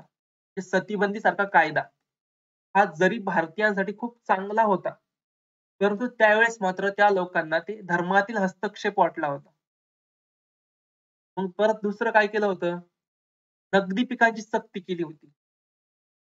म्हणजे हे आर्थिक कारण झालं. नंतर असं इकॉनॉमिकली शोषण होत होतं. म्हणजे 1857 नुसतं काडतूस प्रकरण नव्हतं, तर ते खूप साऱ्या कारणांचं एक तत्कालीन कारण ठरलं होतं काडतूस प्रकरण. मग त्यांनी ठरवलंय, की आणि त्यावेळेस राणीनं ठरवलं, की आता मात्र या गोष्टीत हस्तक्षेप करायचा नाही. मग त्यांनी भारतात जात, वर्ण, धर्मांचा विचार न करता सरकारी नोकरी देणे हेही सांगितलं होतं. भारतीयांना आर्थिक स्वातंत्र्य व समानता याची हमी देणे. आर्थिक स्वातंत्र्य व समानता. त्यांनी अगोदर आर्थिक स्वातंत्र्य हिसकावल्यासारखंच होतं. कारण नगदी पिकांची सक्ती केली होती त्यांनी आपल्या. पुढचा आहे. कायद्याच्या अंमलबजावणीत जनतेच्या भावनांचा विचार करण्यात येईल. सगळ्यात आयएमपी. सतीबंदी कायदा करताना किंवा नरबळी कायदा करताना या गोष्टी राबवताना त्यांनी त्यावेळेस भारतीय जनतेच्या भावनांचा कदर केलीच नव्हती. त्यामुळे त्याचं रूपांतर एवढ्या मोठ्या उठावात झालंय. ही बरोबर आहे. कायदे मंडळात भारतीय प्रतिनिधींचा 75% वाटा असेल. नाही, हे चूक आहे. असं कोणतीही तरतूद त्यात नव्हती. अबक बरोबर आहे. तर पुढे अबक. हां, समावेश नव्हता. सॉरी बरोबर म्हणजे चूक आहे आणि उत्तर आहे आपलं. तर आहे याचं. हा अलाहाबाद इथे दरबार भरला होता आणि लॉर्ड कॅनिंगने तो वाचून दाखवलाय. काय तरतुदी खाली दिल्या मी सांगितल्याच तोंडी. प्रत्येकाला इब्रतीने वागवले जाईल. प्रजेच्या धार्मिक बाबी, चालीरीती पूर्ववत चालू राहतील. काळा गोरा भेद केला जाणार नाही. पात्रतेनुसार नोकरी दिली जाईल. अपराधी नसणाऱ्या कायद्यांना क्षमाली करण्यात येईल. ह्या सगळ्या तरतुदी त्यात होत्या. सगळ्यात महत्त्वाची धर्मात ढवळ होणार नाही. आपल्याला सक्तीने सिंचन केले जाणार नाही. त्या तरतुदी बघा तुम्ही. पुढचा प्रश्न. ब्रिटिशांच्या अर्थनीतीमुळे शेतीवरील ताण कसा वाढला? अ. भारतीय कुटीर उद्योगातून लक्षावधी कारागीर बेकार झाले. ब. शेतीतून आवश्यक तेवढे उत्पादन होत नव्हते. क. शेतकऱ्यांना शेती करणे परवडत नव्हते. आणि 4. शेतकऱ्यांना आपल्या कुटुंबाचे पालन पोषण करणे अशक्य झाले. आता वाटताना सगळेच ऑप्शन बरोबर दिसतील आपल्याला. पण नीट बघा त्यांनी काय विचारलं. शेतीवर ताण का वाढला हे विचारलंय. देशांच्या अर्थनीतीमुळे शेतीवर ताण का वाढला? आता आपण विचार केला, ज्यावेळेस इंग्लंडमध्ये औद्योगिक क्रांती आली आणि श्रमाची जागा, मानवी श्रमाची जागा यंत्राने घेतली होती. त्यामुळे प्रोडक्शन खूप जोरात वाढलं होतं. प्रोडक्शन वाढल्यावर भारतात जे काही कुटीर उद्योग होते, पाट्या विणणे, सूत कातणे, हे उद्योग म्हणजे जिथं हे कामं माणसं करायची, ती कामं यंत्र करू लागली. मग भारतीय शेतीवर जो काही मग आता ते बेकार झाले, बेरोजगार झाले. त्यामुळे त्यांचा फोकस हा शेतीवर झाला होता. त्यामुळे उत्तर फक्त अ बरोबर आहे. बाकी काही बरोबर नाही. म्हणजे बाकीचं बरोबर आहे, पण फक्त अप्रोप्रिएट निवडायचं असतं आपल्याला. मोस्ट अप्रोप्रिएट आणि ते 3 उत्तर आहे. पुढचं. इंग्रजी राजवट ही एका प्रकारे वरदान आहे, असे मवाळवादी नेत्यांना का वाटू लागले? म्हणजे इंग्रजांची राजवट ही चांगली असं मवाळांना का वाटत होतं? एक. प्रांतामध्ये व अनेक संस्थानांमध्ये विभागला गेलेला भारत ब्रिटिशांनी एक केला. 2. ब्रिटिशांनी भारतात अनेक सुधारणा केल्या. 3. ब्रिटिशांनी शेती व्यवसायात प्रगती साध्य करायचा प्रयत्न केला. आणि 4. इंग्रजांनी भारतात औद्योगिक प्रगती साध्य केली. आता हे बघितलं तर इंग्रजांनी औद्योगिक प्रगती तेवढीच साध्य केली, जेवढी त्यांना फायद्याची होती. हे महत्वाचं आहे. त्यामुळे हे काही येत नाही बरोबर. औद्योगिक प्रगती तेवढीच झाली आहे, जेवढी त्यांच्या फायद्याची होती. शेती व्यवसायात प्रगती करायचा काही संबंध नाही. उलट शेतकऱ्यावर त्यांनी जास्त कर लावलेले आहेत आणि काही पिकांची सक्ती केली. त्यामुळे हेही चुकीचं आहे. भारतात सुधारणा केल्या, परंतु मवाळांना हे न पटणार. म्हणजे मवाळांचं म्हणणं होतं, की हा खूप साऱ्या संस्थानांचा देश होता. पूर्ण हा प्रत्येक ठिकाणी वेगळा कायदा होता, प्रत्येक ठिकाणी वेगळी राजवट होती, प्रत्येकाचे वेगळे रूल होते. आणि हे सगळं एकत्र करायचं काम ब्रिटिशांनी केलं. त्यामुळे मवाळवादी नेत्यांना ब्रिटिश वरदान वाटायचे. तर एक आहे याचं. धोंडो केशव कर्वे यांनी निष्काम कर्ममठ ही संस्था स्थापन केली. कारण त्यांना एक. स्त्रियांचा उद्धार करायचा होता. 2. समाजाची प्रामाणिकपणे सेवा करायची होती.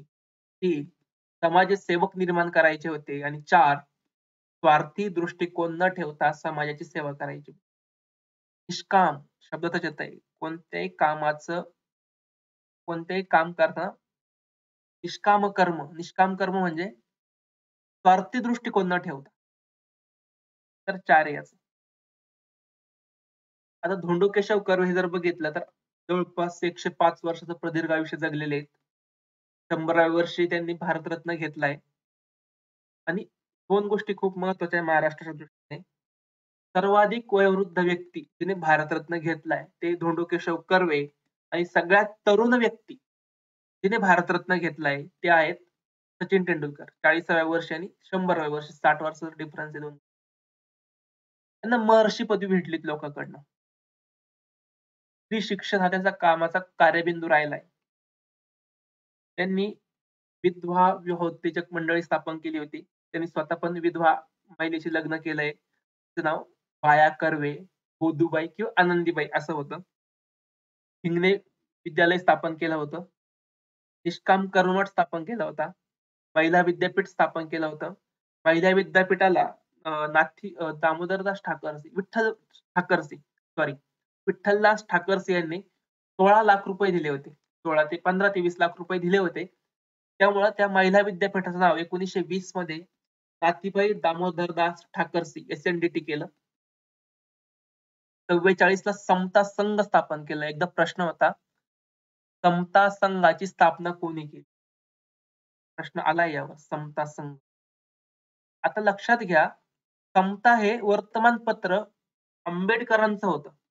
समता हे वर्तमानपत्र आंबेडकरांचं होतं, तर समता संघ मात्र धोंडो केशव कर्वे यांचा होता. नंतर 1815च्या सामाजिक परिषदेचे अध्यक्ष होते. आपल्याला माहिती सामाजिक परिषद ही मगो रानडे यांची होती आणि सामाजिक परिषदेचं अधिवेशन हे काँग्रेसच्या मांडवातच खूप काळ झालंय. काँग्रेसचं अधिवेशन व्हायचं आणि नंतर मगो रानडे सामाजिक परिषदेचं अधिवेशन तिथं बोलवायचे. परंतु टिळकांनी ते बंद केलंय. टिळकांच्या सांगण्यावरनं ते बंद केलं. टिळकांचं एक संवर्धक होते, नाव आठवत नाही मला. ते म्हणे तुम्ही जर त्या मांडवात घेतलं ना अधिवेशन, मी मांडवच जाळीन. धमकी दिली होती. नंतर ते बंद केलं सामाजिक परिषदेचं अधिवेशन. आत्मवृत्त नावाचं त्यांचं आत्मचरित्र आहे. धोंडो केशव कर्वे महाराष्ट्राचे चमत्कार होते, असं प्र. के. अत्रेय म्हणतात. महाराष्ट्रातील चमत्कार. 1858 ज्यावेळेस त्यांचा 100वा बर्थडे होता, त्यावेळेस पंडित नेहरू अण्णांकडे आले होते. धोंडो केशव कर्वेंना अण्णा म्हटलं जायचंय. त्यावेळेस पंडितजी म्हणाले, की मी अण्णांचा आशीर्वाद घ्यायला आलो. त्यावेळेस महाराष्ट्रात संयुक्त महाराष्ट्राची चळवळ खूप जोरात होती, खूप जोरात. त्यावेळेस प्र. के. अत्रेयांचं धोंडो केशव कर्वेंचं वक्तव्य होतं, मला संयुक्त महाराष्ट्र झालेला बघायचंय. मला संयुक्त महाराष्ट्र झालेला बघायचंय आणि अण्णा खूप नशिबान होते म्हणताल तर. कारण संयुक्त महाराष्ट्राच्या निर्मितीनंतर अण्णांचं निधन हे जवळपास 1.5 वर्षांनी झालंय. 9 नोव्हेंबर 1962 ला त्यांच्या मुलाचं निधन त्यांच्या असतानाच झालं होतं. 1952 साली रघुनाथ कर्वे एक्सपायर झाले. रघुनाथ कर्वेंचं काम लैंगिक शिक्षणावर केलंय त्यांनी.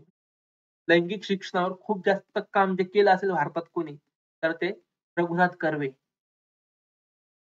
यांना काही पदव्या होत्या. 1942 ला बनारस विद्यापीठाने डिलीट दिलं.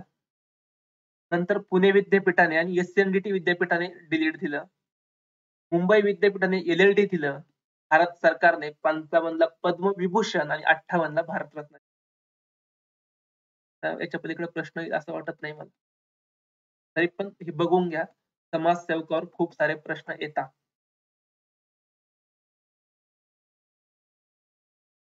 1901 मध्ये कलकत्त्यात स्थापन झालेली अनुशीलन समिती टिंबटिंबसाठी प्रसिद्ध. कशासाठी प्रसिद्ध होती? एक आरोग्य शिक्षण, व्यावसायिक शिक्षण, शारीरिक शिक्षण आणि औद्योगिक शिक्षण. आता अनुशीलन समिती एक क्रांतिकारी संघटना होती. दास यांनी ती स्थापन केली होती आणि दासचे उपाध्यक्ष होते. भगिनी निवेदिता ह्या एकमेव महिला त्यात सदस्य होत्या आणि शारीरिक शिक्षणाचा हे द्यायची, शारीरिक शिक्षण. रणजित सिंहाला लाहोरवर आपली सत्ता प्रस्थापित करण्यास झमन शहाने संमती का दिली? झमन शाह कोण होता? इराण अफगाणिस्तानचा शासक होता, जो 1739 ला नादिर शहाने जे काही आक्रमण केलं, तर नादिर शहाचा नातू होता झमन शाह. नातू की पंतू, तर त्या घरातला होता. त्याने आक्रमण केलं होतं भारतावर. आक्रमण केल्यावर त्याच्या रिटर्न जात असताना काही तोफा त्या सतलज नदीत विसरून गेल्या होत्या आणि रणजित सिंगने त्या तोफा झमन शाहकडे सुखरूप पाठवल्या. त्यातली एक तोफ त्याची खूप फेवरेट होती.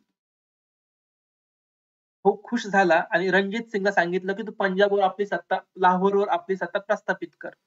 आता रणजित सिंग हे उत्तर चाकिया या मिसलचे प्रमुख होते. 12 मिसल उदयाला आल्या होत्या पंजाबमध्ये. ते प्रत्येक शीख लोक त्यांना नेता मानायचे त्या मिसल मधल्या एकाला. त्यातला सुकर चाकियाचे नेते होते रणजित सिंग आणि झमन शहाने रणजित सिंगला लाहोरवर सत्ता प्रस्थापित करायला सांगितलं होतं. कारण हेच होतं की तोफा पाठवल्या होत्या. रणजित सिंहाने तोफा झमन शाहकडे पाठवल्या होत्या म्हणून. प्रश्न विधान ए दिलंय. मॅडम भिकाजी कामा यांना भारतीय महिलांनी स्वातंत्र्य चळवळीत काम करावे असे का वाटे? मॅडम भिकाजी कामा यांना भारतीय महिलांनी स्वातंत्र्य चळवळीत काम करावे असे वाटे. आर. भारताला स्वातंत्र्य मिळाल्यावर स्त्रियांना मतदानाचा अधिकार व इतरही अधिकार मिळतील. तर दोन्ही वाक्य बरोबर आहे. भारतातल्या पहिल्या महिला क्रांतिकारक यांना महिलांनी स्वातंत्र्य चळवळीत काम करावे असे वाटे आणि स्वातंत्र्य मिळाल्यावर महिलांनी सगळे अधिकार प्राप्त होतील यावर त्यांचा विश्वास होता. एवढंच काय स्वतःचा नवरा स्वातंत्र्य चळवळीत काम करत नाही या कारणावरून मॅडम कामा यांनी स्वतःच्या नवऱ्याला सोडलेलं होतं. आणि त्यांनी काम दुसऱ्या म्हणजे इंग्लंडच्या भूमीतून सुरू केलं होतं. ते इंग्लंडमध्ये गेले होते इंडिया हाऊसमध्ये आणि तिथनं त्यांनी स्वातंत्र्याचं काम सुरू केलं होतं. आता विशेष म्हणजे काय, ज्यावेळेस 1907 मध्ये सॉरी 1907 ला जर्मनीतल्या स्टुटगार्ड येथे जी काही परिषद भरली होती. परिषद भरली होती. आंतरराष्ट्रीय परिषदेत मॅडम भिकाजी कामा उपस्थित होत्या. यांनी दादाभाई नौरोजींचे खाजगी पीए म्हणून 1.5 वर्ष काम पाहिलंय. नंतर लंडनमध्ये त्यांनी अनेक ठिकाणी भाषणं दिलीत. त्यांनी एक तिरंगा पण बनवला होता. हिरवा, केशरी आणि लाल 3 पट्टे होते त्यात. सर्वात वरचा हिरव्या रंगाचा पट्टा असून त्यात दाखवलेले 8 पाकळ्याचे कमळ होते. म्हणजे 8 कमळ होते त्यात. 8 कमळ म्हणजे 8 राज्य होते भारतात त्या काळात. ते 8 कमळ 8 राज्यांचं प्रतिनिधित्व करत होते. केशरी पट्ट्यात वंदे मातरम हे देवनागरी लिपीत लिहिलं होतं. वंदे मातरम हे शब्द. सर्वात शेवटी तांबड्या पट्ट्यावर उजव्या बाजूला अर्धचंद्र आणि डाव्या बाजूला उगवत्या सूर्याचे प्रतिबिंब होते. तांबडा रंग शक्ती, केशरी रंग विजय आणि हिरवा रंग साहस या 3 गोष्टी दर्शवित होता. आणि 1907 साली ऑगस्ट महिन्यात जर्मनीतील स्टुटगार्ड सगळ्यात महत्वाचं ठिकाण आहे. स्टुटगार्ड इथं आंतरराष्ट्रीय समाजवादी काँग्रेसची परिषद भरली आणि मॅडम भिकाजी कामा यांनी तिथं तो झेंडा फडकावला होता भारतीयांच्या प्रतिनिधी म्हणून तिथं गेल्या आणि तो झेंडा घेऊन गेल्या होत्या, की आमच्या देशाचा ध्वज हा आहे.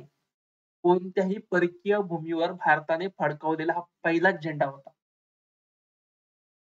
कोणत्याही परकीय भूमीवर फडकवलेला हा भारतीय प्रतिनिधींनी फडकवलेला पहिला झेंडा होता. त्यांना पहिल्या महिला क्रांतिकारक म्हणून ओळखलं जातं. 1909 मध्ये वंदे मातरम हे वृत्तपत्र लाला हरदयाळ यांनी सुरू केलं आणि त्या चालवण्यासाठी मॅडम कामा यांनी मदत केली होती. 20 मीर जाफर यास नवाब पदावरून दूर करण्याचे लॉर्ड क्लाइव्हने का ठरवले? मीर जाफर हल्ला होता. बंगाल प्रांतातला नवाब होता बंगालचा. आता मीर जाफर हा मुळातच गद्दारी करून गादीवर आला होता. त्यांनी गद्दारी केली होती त्याच्या राजासोबत, सिराज उद्दौला सोबत आणि प्लासीच्या लढाईत त्याला हार म्हणजे तो फितूर झाला होता आणि लॉर्ड क्लाइव्हला जाऊन मिळाला होता. परंतु लॉर्ड क्लाइव्हने केलेल्या पैशाची मागणी तो पूर्ण करू शकला नाही. पैशाची मागणी बरं का, हे महत्वाचं आहे. लॉर्ड क्लाइव्हच्या मागण्या पूर्ण केल्या नाहीत, कोणत्या पण पैशाच्या. म्हणजे कंपनीने ज्या काही मागण्या केल्या होत्या, त्या तो पूर्ण करू शकला नाही. त्यामुळे मीर जाफरला पदावरून काढलं आणि मीर जाफरचा जावई असलेला मीर कासिम गादीवर आणला. बंगालच्या गादीवर 2 शासक खूप चांगले आले होते. एक होता अल्लीवर्दी खां आणि दुसरा होता मीर कासिम. तो गादीवर आला होता. सन 1988 पासून ज्योतिबा फुले हे महात्मा म्हणून का ओळखले जाऊ लागले? एक, त्यांनी जनतेच्या हितासाठी कार्य केले. 2, त्यांनी स्वातंत्र्य आंदोलनात महत्त्वाचे योगदान दिले. 3, त्यांनी कनिष्ठ जमातीसाठी अव्याहतपणे कार्य केले आणि 4, त्यांनी शिक्षण क्षेत्रात महत्त्वाची कामगिरी केली. आता त्यांना महात्मा जे काही पोस्ट मिळाली ना, ते कनिष्ठ जमातीसाठी म्हणजे काम केलंय त्यांनी. He work day and night for the lower caste people. अव्याहतपणे म्हणजे नाईट अँड डे असं कंटिन्यूटी. आता हे ज्योतिबा फुले पुणे महानगरपालिकेत नगरसेवक सुद्धा राहिलेत बरं का. 22 ब्रिटिशांनी भारतीय शेतकऱ्यावर नगदी पिकांचे उत्पादन घेण्याची सक्ती करण्याचा प्रयत्न का केला? सांगितलंय की नगदी पिकाची सक्ती केली होती. तेल असेल, कापूस असेल या पिकांची शेतकऱ्यावर सक्ती झाली होती का? एक ऑप्शन दिले त्यांनी. योग्य निवडायचे आपल्याला. भारतीय लोकांना आर्थिक फायदा व्हावा. 2. भारतीय प्रगतीत हातभार लागावा. 3. ब्रिटिशांना याद्वारे प्रचंड नफा होणार होता. आणि 4. शेतकऱ्यांना हा फार मोठा नफा मिळणार होता. आता ब्रिटिशांनी शेतकऱ्यावर नगदी पिकाची सक्ती केली याचं कारण हेच होतं, की ब्रिटिशांना याद्वारे प्रचंड नफा मिळणार होता. ब्रिटनमध्ये आलेली औद्योगिक क्रांती आणि भारत हा कच्च्या मालाचा बाजारपेठ हे त्यांनी सूत्रच केलं होतं. भारतातनं कच्चा माल पैदा करायचा, ब्रिटनमध्ये न्यायचा, पक्क्या मालात रूपांतर करायचा, परत तो भारतात येऊन महाग विकायचा. म्हणजे त्यांना खूप मोठा नफा मिळणार होता. त्यामुळं ब्रिटिशांनी भारतीय शेतकऱ्यावर नगदी पिकाची सक्ती केली. तर गांधींनी जे काही आंदोलन केलं भारतातलं पहिलं ते चंपारण होतं. चंपारणचं हेच की नगदी पिकाची सक्तीच होती ना. तीळ उत्पादन करायला सक्ती केली होती. 3 कत्तिया पद्धत म्हणजे 20 भाग असेल जमिनीचे ते 3 भाग नीळ करणं कंपल्शन होतं त्यांना. ब्रिटिशांनी भारताच्या औद्योगिक विकासात अडथळे का आणले? अगोदर हे वाक्य येऊन ऑप्शनमध्ये होतं फक्त. कारण एक ब्रिटिशांना फक्त स्वतःचा फायदा साध्य करायचा होता. 2. भारतीयांना औद्योगिक विकास म्हणजे काय हे माहीत नव्हतं. भारतीय मोठ्या प्रमाणात शिकलेले नसल्याने ते औद्योगिक प्रगती करू शकणार नाही असे ब्रिटिशांना वाटत असे. आणि 4. भारतीय औद्योगिक विकासाबाबत उत्सुक नव्हते. म्हणजे भारतीय काही उत्सुक नव्हते असं ते म्हणतात. पण उत्तर एवढंच आहे, की इंग्रजांना फक्त त्यांचा स्वतःचा फायदा बघायचा होता. 2 ऑप्शन एकाच प्रकारचे. इथं पण काय उद्देश त्यांचा ब्रिटिशांनाच नफा होणार आहे आणि इथं पण उत्तर काय आहे? ब्रिटिशांना फक्त स्वतःचा फायदा साध्य करायचा होता.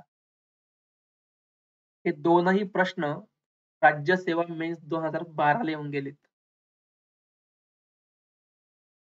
प्रश्न. ख्रिस्ती मिशनऱ्यांनी केलेल्या धर्मांतर प्रक्रियेविरुद्ध सर्वप्रथम आवाज कोणी उठवला? 1. बाळशास्त्री जांभेकर. 2. विष्णूशास्त्री चिपळूणकर. 3. ज्योतिबा फुले आणि 4. विष्णुबुवा ब्रह्मचारी. तर प्रत्येक एक बघू आपण. बाळशास्त्री जांभेकर यांनी ख्रिश्चन सक्तीच्या धर्मांतराविरोधात आवाज उठवलाय का? उठवलाय. त्यांच्या दर्पण वर्तमानपत्रात ते शेषाद्री श्रीपती आणि शेषाद्री प्रकरण खूप गाजवलं होतं त्यांनी. ते शेषाद्री प्रकरण काय होतं? दोघं भाऊ होते श्रीपती आणि शेषाद्री. तर एक ख्रिश्चन केला होता मिशनऱ्यांनी. दुसरा भाऊ ख्रिश्चन होऊ नये यासाठी बाळशास्त्र्यांनी खूप प्रयत्न केले. परंतु विचारलं काय आपल्याला? कीवर्ड बघा सर्वप्रथम. तर फर्स्ट विचारलंय त्यामुळे बाळशास्त्री फर्स्ट होत नाहीत. नंतर विष्णूशास्त्री चिपळूणकर. आता आपल्याला माहिती आहे विष्णूशास्त्री चिपळूणकर हे महात्मा फुलेंचे समकालीन होते. आणि बाळशास्त्री जांभेकर खूप अगोदरचे. त्यामुळं हे जर फर्स्ट नाही, तर हेही फर्स्ट असत नाही. त्यांनी निबंधमाला नावाचं एक साप्ताहिक म्हणजे मासिक किंवा काहीतरी चालवलं होतं. एक वर्तमानपत्र चालवलं होतं निबंधमालाचं. आणि निबंधमाला वर्तमानपत्रात त्यांनी ज्योतिबा फुलेवर खूप खडसून टीका केली. समाजसेवक की ख्रिस्त सेवक, सत्यसेवक की ख्रिस्त सेवक अशा प्रकारचे लेख विष्णूशास्त्री लिहायचे. कारण ज्योतिबा फुले यांना मोस्टली ख्रिस्त सेवकच म्हटलं गेलं होतं. कारण ज्योतिबा फुले ख्रिश्चन धर्माने थोडेसे प्रेरित झाले होते. परंतु त्यांनी धर्म मात्र बदललेला नाहीये. आणि आहे विष्णुबुवा ब्रह्मचारी यांचा समुद्रकाठचा वादविवाद या पुस्तकात पुस्तक पण एकदा विचारलंय कंबाईनला. कोणत्या पुस्तकात विष्णुबुवा ब्रह्मचारी यांनी मिशनऱ्यांविरुद्ध आवाज उठवला होता? उत्तर आहे विष्णुबुवा ब्रह्मचारी आणि पुस्तक आहे समुद्राकाठचा वादविवाद. बघा इथं दिलंय ते. समुद्रकाठचा वादविवाद ही त्यांची पुस्तकं आहे.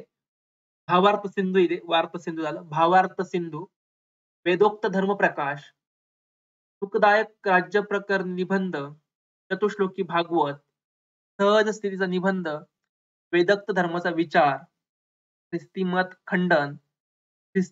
खंडन, हेतुबंधनी टीका, रेव्हरंड जॉर्ज बोएन यांनी संपादलेल्या समुद्रकाठचा वादविवाद ही प्रकरण आहेत. तर विष्णुबुवा याचं. वर्ष जरी झालंय ना, 72 झालंय, पुस्तक असू शकतं, परंतु आवाज मात्र त्यांनी अगोदर उठवलेला असू शकतो. म्हणून उत्तर तेच आहे, विष्णुबुवाचे. ईस्ट इंडिया कंपनीच्या ईस्ट इंडिया कंपनीच्या अंमलाखाली भारतातील पारंपरिक उद्योगधंद्याचा ऱ्हास झाला. एक, भारतीय कामगाराकडे आवश्यक ते तांत्रिक प्रावीण्य नव्हते व भारतीयांनी शेतीवर लक्ष केंद्रित केले होते.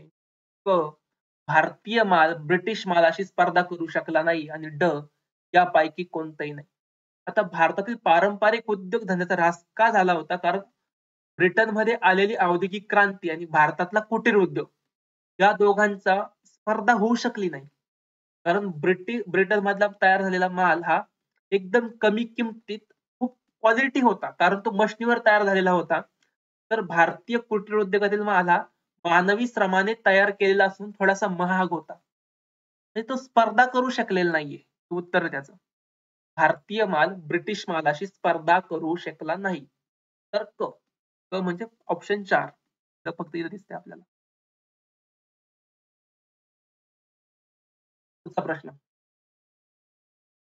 एल्फिन्स्टनला जमीन महसुलाच्या संदर्भात महाराष्ट्रात कोणती पद्धत लागू करायची होती? 1. कायमधारा पद्धत, 2. रयतवारी पद्धत, 3. महालवारी पद्धत आणि 4. मौजेवारी पद्धत. आता महाराष्ट्रात जी पद्धत लागू केली ती रयतवारी पद्धत होती. बरोबर. परंतु रयतवारी पद्धत जशीच्या तशी लागू केली नाही. रयतवारी पद्धत महाराष्ट्रात जशीच्या तशी लागू केली नाही. त्याच्यात काही बदल केले होते. बदल करून लागू केली होती. त्यामुळं याला मौजेवारी पद्धत म्हटलं गेलंय. तर उत्तर रयतवारी जरी म्हणजे उत्तर मौजेवारी करेक्ट उत्तर मौजेवारी याचं. रयतवारी पद्धतीतले काही दोष काढले आणि ती महाराष्ट्रात लागू केली होती. तिला मौजेवारी पद्धत म्हटलं जातं. आणि कोकणात खोती पद्धत होती. खोती. साने गुरुजींचं जे कुटुंब आहे, त्यांची जमीन खोतानेच हिसकावलेली असते. खोती पद्धत. कोकणातली खोती आणि महाराष्ट्रात जमीन मौजेवारी. आज पण जर सातबारे काढले, तर मौजे, माळेवाडी, तालुका श्रीरामपूर, जिल्हा अहमदनगर असं काहीतरी येतं. जमीनदारी पद्धत किंवा कायमधारा पद्धत किंवा पर्मनंट लँड सेटलमेंट पद्धत असंही म्हटलं गेलं. कॉर्नवॉलिसने लागू केली होती. 1992 साली लागू केली होती. बंगाल, बिहार, ओडिसा आणि वाराणसी या ठिकाणी. हे 4ही ठिकाण खूप महत्त्वाचे आहेत. ज्यावेळेस नेक्स्ट क्वेशन येईल त्यावेळेस मी एक्सप्लेन नाही करणार जास्त, डायरेक्ट जोडी जुळवून देईल. आलाय हा प्रश्न एकदा. बंगाल, बिहार, ओडिसा आणि वाराणसी हे या ठिकाणी कायमधारा पद्धत लागू केली होती. ही तरी 1992 झालंय बरं का इथं. 1792 आहे. टाइप करताना मिस्टेक झाली माझी. ती 1792 आहे. नंतर शेतकऱ्यांना भाडेपट्ट्यावर जमीन मिळाली होती. 11 भागात मिळालेल्या उत्पन्न पैकी 10 हिस्से कंपनीचे होते. 11 पैकी 10 होतं ते. आता रयतवारी पद्धत बघितली तर थॉमस मनरो याने सुरू केली. ही कुठं लावली होती? मद्रास, बॉम्बे, आसाम या ठिकाणी रयतवारी पद्धत लागू केली होती. पुढची महालवारी पद्धत विल्यम बेंटिकने लागू केली. महाल म्हणजे एक गाव. सपोज हे एक गाव आहे. सपोज आता माळेवाडी नावाचं गाव आहे. त्या गावाने काय करायचं? वर्षाला ₹10,000 म्हणून कर पे करायचा. मग त्या संपूर्ण गावाने पे करायचा. गावातल्या कोणत्या व्यक्तीतनं किती द्यायचं हे गाव ठरवणार होतं. परंतु एक महाल म्हणजे गाव असं त्याचं मीनिंग आहे. महालवारी पद्धत. तर त्या गावाने काय द्यायचा तो ठरलेली रक्कम पे करायची होती. कर वसुलीसाठी गाव समिती जबाबदार असणार होती. हे सगळ्यात महत्त्वाचं. म्हणजे गावावर होतं. कर ठरवून दिला जाणार होता. गावाने किती द्यायचा, कसा कसा गोळा करायचा हे गाव ठरवणार होतं. पुढचा प्रश्न. चंद्रनगरचा प्रशासक या नात्याने टिंबटिंब याने आपल्या दूरदृष्टीचा व प्रशासकीय कौशल्याचा परिचय दिला. एक वेरेस्ट, सेकंड लॉरेन्स, थर्ड सँडर्स आणि 4 डुप्ले. आता चंद्रनगरावर शासन कोणाचं होतं? फ्रेंचांचं होतं. आणि ह्या फ्रेंचांचा एक गव्हर्नर होता डुप्ले. ह्या डुप्लेने त्याच्या कूटनीतीचा आणि प्रशासकीय कौशल्याचा अतिशय चांगल्या प्रकारे परिचय भारतीयांना आणि जगाला दिलाय. जे कर्नाटकाच्या पहिल्या युद्धात त्याने अक्षरशः इंग्रजांना लोटांगण घ्यायला लावलं होतं डुप्लेच. परंतु नंतर डुप्लेला माघारी बोलवणं हे फ्रेंचांना खूप महागात पडलंय. पुढचा प्रश्न, ब्राह्मणेतर चळवळीचा हेतू काय होता? ब्राह्मणेतर चळवळीचा हेतू काय होता? अ. समाजातील ब्राह्मणांच्या वर्चस्वाला विरोध न करणे. कीवर्ड काय इथं? न करणे. पुढचं, कनिष्ठ जातीच्या लोकांना सन्मानाचे स्थान देणे. पुढचा पॉइंट, बहुजन समाजाचे राजकीय संघटन घडून आणणे.